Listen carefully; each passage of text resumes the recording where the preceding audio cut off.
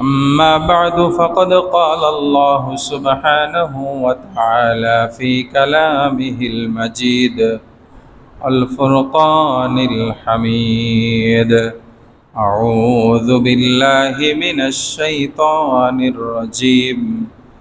بسم الله الرحمن الرحيم.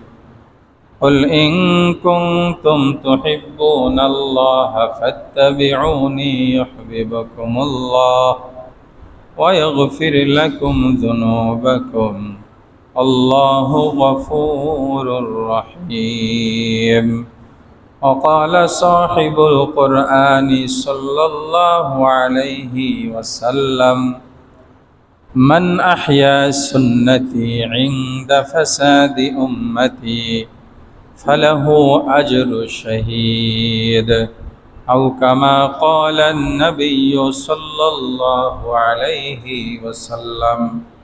صدق الله مولانا العظيم وصدق رسوله النبي الأمي الكريم، ونحن على ذلك لمن الشاهدين والشاكرين، والحمد لله رب العالمين.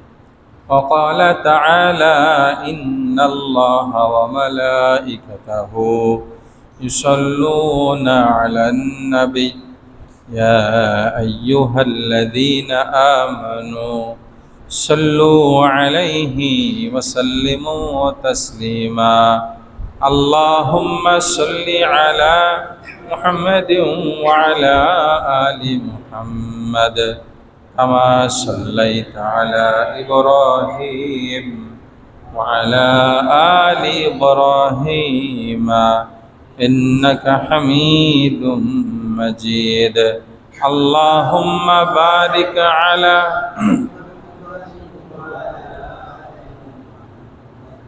كما باركت على إبراهيم وعلى آل إبراهيم إنك حميد مجيد. بلغ العلا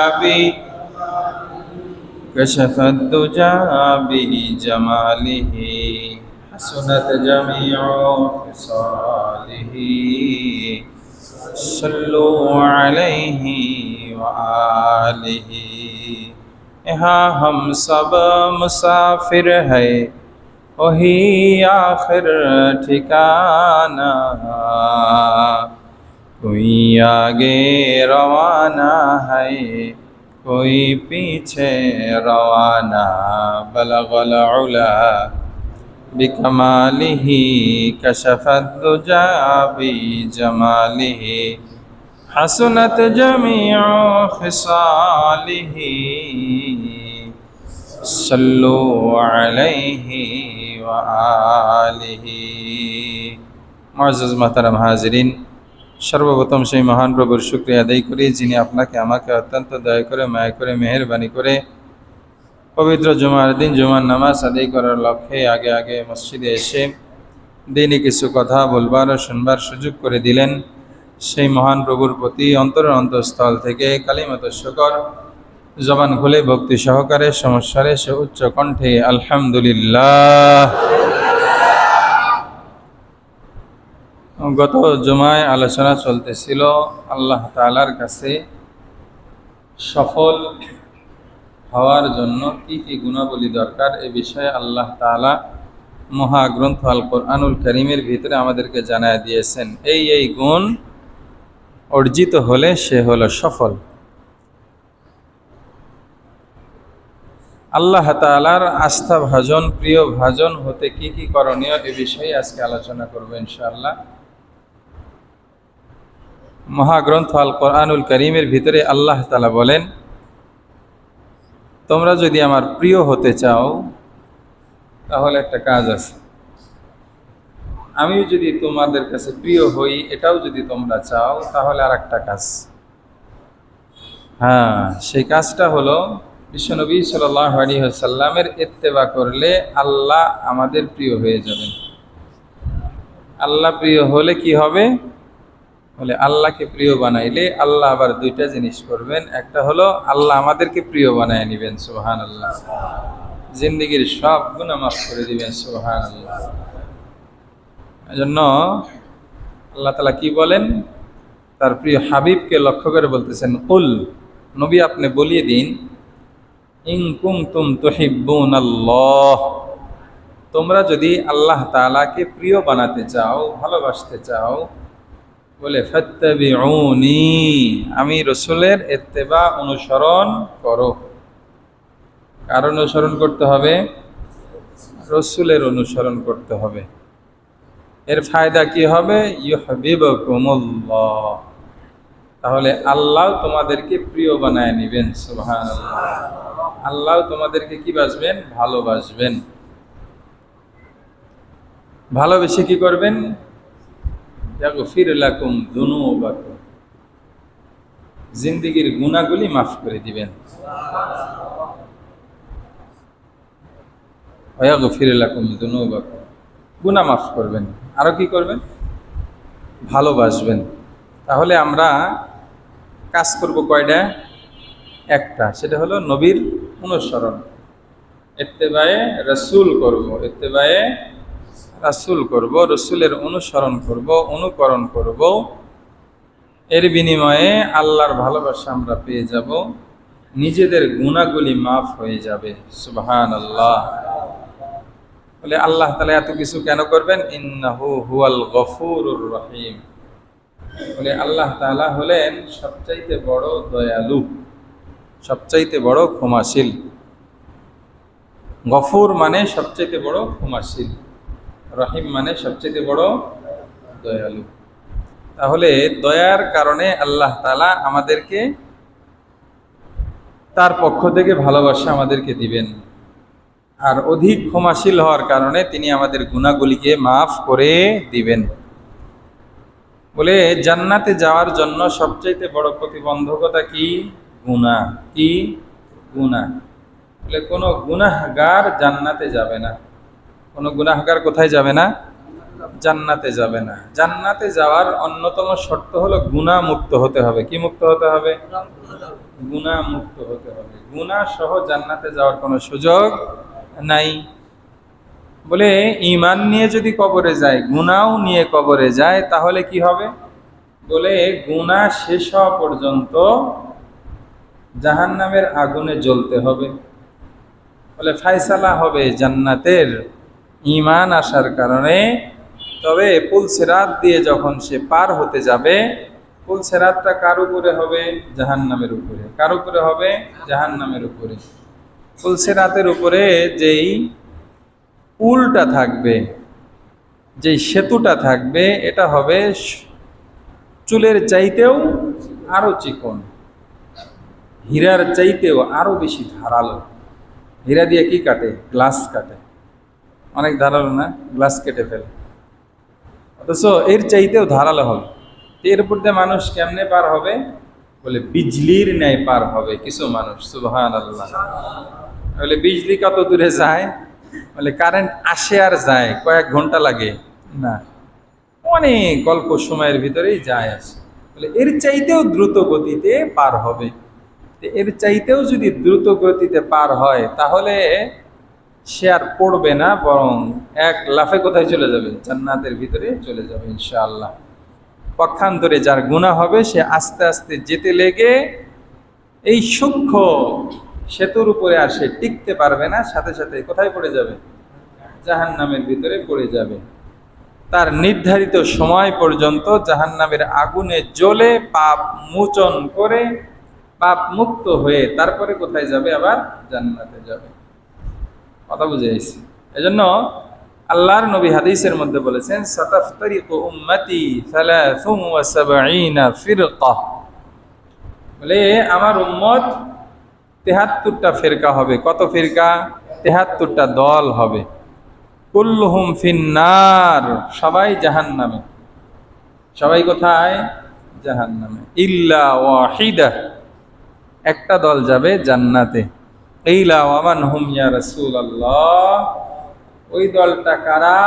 আল্লাহর নবীকে জিজ্ঞাসা করা হলো। আল্লাহর নবী বললেন, মা আনা আলাইহি ওয়া আসহাবি, ওই দল তোমরা খোঁজো। বলে ওই দল হবে তারা, আমি রসুলের সুন্নত যারা মেনে চলবে, আমি রসুলের যারা অনুকরণ করবে, আমার রেখে যাওয়া সাহাবায়ে কেরামের সুন্নত যারা অনুকরণ করবে, বলে এই দলই প্রথম চান্সে জান্নাতে প্রবেশ করবে। এটাকে বলা হয় ফিরকায়ে নাজিয়া, মুক্তিপ্রাপ্ত দল। মুক্তিপ্রাপ্ত দল যাদের জন্য ফয়সালা হবে সরাসরি জান্নাত। এদের কোনো কি হবে না, কষ্ট হবে না।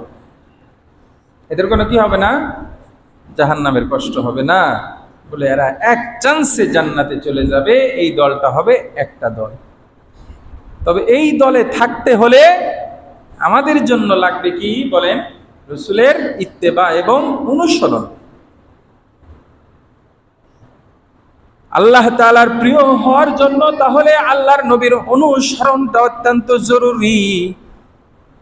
কেউ যদি আল্লাহর প্রিয় হতে চায়, সাথে সাথে আল্লাহর নবীর হুকুম মানে না, আল্লাহর নবীর তরিকা মানে না, আল্লাহর নবীর তরিকা ব্যতীত ভিন্ন তরিকা অনুযায়ী নিজের জীবনটাকে পরিচালনা করে, সে আর যাই হোক ফার্স্ট চান্সে জান্নাতে যেতে পারবে না।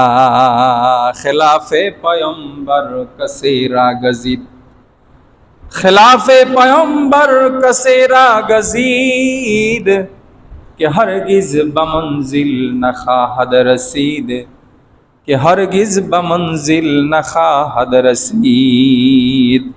বিশ্বনবীর তরিকার বাহিরে ভিন্ন মতে ভিন্ন পথে কেউ যদি চলে, সে কখনো মঞ্জিলে মাকসাদ জান্নাতে যেতে পারবে না। সে যত বড়ই নামাজি হোক না কেন যাওয়ার সুযোগ নাই।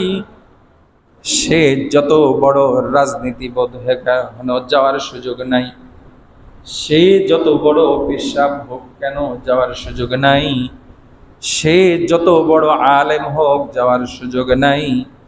সে যত বড় ব্যক্তিত্বই হোক না কেন দুনিয়ার হাইসিয়তে, বলে নবীর খেলাফ চললে সে প্রথম চান্সে জান্নাতে যাইতে পারবে না।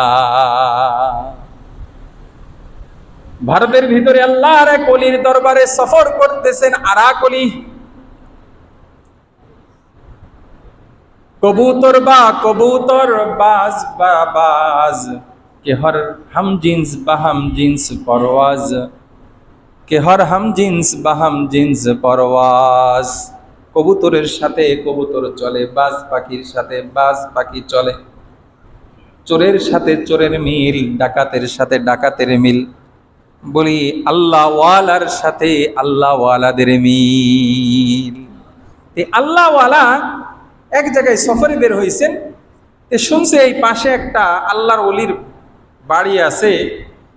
এই আল্লাহর ওলির একটা কারামত হলো এলাকার ভিতরে প্রসিদ্ধি হয়ে গেছে, প্রসিদ্ধি লাভ করেছে যে এই আল্লাহর ওলি আসমানে ওড়ে। কোথায় ওড়ে? আসমানে ওড়ে। আসমানে ওড়া কি চারটাইনি কথা নাকি? আরে বর্তমান যুগে যদি এরকম কেউ হতো, তাহলে তো মানুষ আল্লাহ ছেড়ে রসুল ছেড়ে তার ইবাদত করা শুরু করতো। নাউজুবিল্লাহি মিন যালিক। জামানাতে মানে এখন মানুষ তো অত্যন্ত মানে যেরকম শিক্ষার উন্নতি হয়েছে, মানুষ তত নির্বোধ হচ্ছে। নতুবা এই হিজবুত তাওহীদ, এই বাটপার সেলিম কেমনে অনুসারী পায়? ওর অনুসারী আছে, যার মুখে দাঁড়িয়ে নাই, মসজিদের ভিতরে কি যেন বলে টিভি সেট করে খেলা দেখে বসে বসে, কনসার্ট করে মহিলা নিয়ে এসে, আবার নামাজও পড়ে, আবার মুরিদও বানায়। এরও কি আছে? অনুসারী আছে। তার মানে চিন্তা করেন, ওরকম একজন আল্লাহর ওলি যদি বর্তমান হয়, যে কোথায় চলে? আকাশে উড়ে বেড়ায়, তাহলে তার কি ভক্তের অভাব হবে? আল্লাহ। যাই হোক, আল্লাহর ওলির ব্যাপারে যেরকম প্রসিদ্ধ হয়ে গেছে, তো উনি দেখতে গেলেন, বললেন একটু সাক্ষাৎ করে যাই। আল্লাহ ওয়ালাদের সহবত কিছু টাইম নেই, বলে এই সহবতে সালেহ তোরা সালেহ কোনাত, বলে নেককারের সহবতে অনেক সময় নেককার হওয়া যায়। এজন্য যে যত বড়ই হোক সে চিন্তা করে আমার চেয়ে বড় সোহবত যদি নিতে পারি তাহলে আল্লাহর আরো বেশি কাছে যেতে পারবো। এজন্য সোহবত নেওয়ার জন্য উনি গেলেন, যাই সেটা বলতেছে কোথায়, বলে উনি তো উড়কে চালা গিয়া, ইন্ডিয়া তো তারা হিন্দিতে কথা বলে, বলে উড়কে চালা গিয়া, বলে উড়ে চলে গেছে। কোথায় গেছে বলে খবর নাই, কখন আসবে বলে তাও আমরা জানি না। বলে আচ্ছা উনি যেখানে নামাজ আদায় করে ইবাদত করে সেই জায়গাটা আমাকে একটু দেখাও তো। ওখানে নিয়ে যাওয়া হলো, উনি গেলেন, দেখলেন যে এত কাসরতে সুজুদ তিনি করেছেন, এত বেশি সেজদা করেছেন, বলে সিজদা করতে করতে জায়নামাজের ভিতরে দাগ হয়ে গেছে। সুবহানাল্লাহ, এত সেজদা করছেন, সেজদা এত বেশি করছেন জায়নামাজে দাগ হয়ে গেছে। আল্লাহর ওলি যিনি দেখতে গেছেন উনি দেখলেন যে সিজদার ভিতরে ওনার হাতগুলি রাখা আছে খেলাফে সুন্নাত। কিভাবে রাখা আছে? খেলাফে সুন্নাত। কেমনে হাত রাখা? বলে হাতগুলি এরকম ফাঁক ফাঁক করে রাখা। সুন্নত কি? হাত চেপে রাখা, মিলে অবস্থায় আঙ্গুলগুলি মিলিয়ে রাখা, হাত ফাঁক করে রেখেছে, ফাঁকা করে রেখেছে। উনি তখন বলতেছে এই ব্যক্তি আর যাই হোক, উড়ে যাক আর যেখানেই যাক না কেন, বলে এই আল্লাহর ওলি হতে পারে না। আল্লাহর ওলি হতে গেলে খেলাফে সুন্নত তার ভিতরে আসতে পারে না। খেলাফে পয়গম্বর কাছে রাগজিদ কে হরগিজ বমনজিল না খাহাদ রসিদ।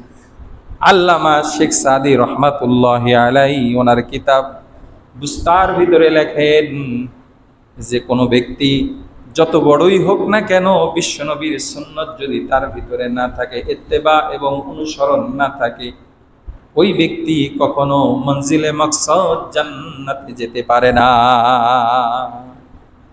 এজন্য আমরা তো অনেকে 2-4 রাকাত নামাজ পড়েই তো মনে করে ফেলি আমি অনেক কিছু হয়ে গেলাম।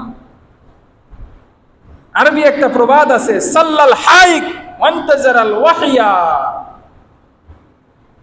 সাল্লাল হাইক ওয়ান্তাজারাল ওয়াহি, বলে হাইক শব্দের অর্থ হলো যারা কাপড় বানায়, এদেরকে আমাদের সিরাজগঞ্জের আঞ্চলিক ভাষায় বলে হলো জোলা।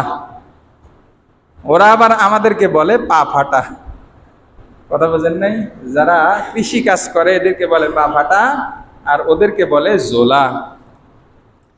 যাই হোক, আল্লাহর ওলি বলেন, আল্লাহর এক ওলি বলেন,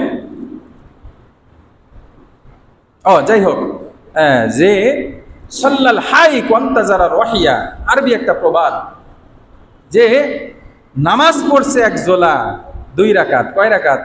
2 রাকাত নামাজ। এইবার ওয়ান্তাজারাল ওয়াহি, বলে ওহির অপেক্ষায় বসে রয়েছে। আহারে, যদি আমি 2 রাকাত নামাজ পড়ে তো আমি অনেক কিছু করে ফেলছি, কেন আমার কাছে এখনো ওহি আসতেছে না? কেন আমার কাছে এখনো ওহি আসে না? আমি কি কম করছি নাকি? 2 রাকাত নামাজ পড়ে ফেলছি। কথা বুঝাইছে? আমার নামাজ তো নামাজ হয় নাই, আমার নামাজে দাঁড়ানো ঠিক নাই, আমার নামাজে কিরাত ঠিক নাই, আমার নামাজের রুকুত তাসবিহ ঠিক নাই, সিজদার তাসবিহ ঠিক নাই, আমার নামাজে বসা ঠিক নাই, আমার নামাজে সিজদা ঠিক নাই, বলে কোনো কিছু ঠিক নাই। অথচ আমি বসে রয়েছি কিসের জন্য? ওহির জন্য। এটা হলো শয়তানের ওয়াসওয়াসা। শয়তানের কি? ধোঁকা। এজন্য শয়তানের ধোঁকায় পড়লে চলবে না। আমার জীবনের প্রতিটা কাজের ভিতরে বিশ্বনবীর সুন্নত কোনটা, এটা আমাকে জানতে হবে, এটা আমাকে বুঝতে হবে, এটা আমাকে ফলো করতে হবে, এ ব্যাপারে আমাকে প্র্যাকটিস করতে হবে। একদিনে হবে না। কথা বুঝাইছি? এই জন্য আমাদের 1 নাম্বার কাজ হবে, আমল যতটুকুই করি না কেন, এই আমলটা যেন বিশ্বনবীর সুন্নত তরিকা অনুযায়ী হয়। রাজি আছি না ইনশাআল্লাহ? আল্লাহ পাক আমাদেরকে তৌফিক দান করেন, আমিন। বলে বিশ্বনবীর সুন্নতগুলি আমাদের জীবনে বাস্তবায়ন করতে হলে আমাদের জানতে হবে। বলে জানার জন্য আমাদেরকে অধ্যয়ন করতে হবে, পড়তে হবে। বলে আমরা অনেকেই জান্নাত পাইতে চাই, কিন্তু জান্নাতের পথ চিনতে চাই না। জান্নাতের পথ চেনার অনেক রাস্তা, অনেক ওইতে অনেক রাস্তায় আমি আল্লাহর জান্নাত পর্যন্ত পৌঁছতে পারবো। বলে এর একটা সুন্দর পন্থা হলো যে কোনো একজন যোগ্য অভিজ্ঞ আলেমের সাথে পরামর্শ করে নিজের জীবনের প্রতিটা কাজ আমি করব। আমার জীবনের জন্য একজন মুরব্বী থাকবে, আমার মুরব্বী থাকবে, একজন শিক্ষক থাকবে, একজন পিশাব থাকবে, যে ভাষাই বলি না কেন, একজন অভিজ্ঞ ব্যক্তি থাকবে যারা আল্লাহর রাস্তা পর্যন্ত চলে, আল্লাহর রাস্তায় যারা চলে এরকম একজনের সাথে পরামর্শ করে চলতে হবে। তার কারণ হলো আমরা তো হলাম ভাড়াটিয়া। কি বলেন? মনে আছে তো? আমরা ভাড়াটিয়া না? আরে ভাই, এই এলাকার ভাড়াটিয়া না, দুনিয়াতেই ভাড়াটিয়া। তার কারণ হলো আমার জীবন, আমার মাল, আমার সম্পদ যা আছে সব এটা আল্লাহর। সব কার?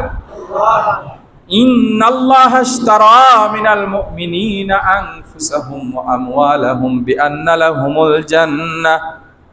আল্লাহ তাআলা মুমিন থেকে তার জীবন, তার সম্পদ সব কিছু কিনে নিয়েছেন জান্নাতের বিনিময়ে।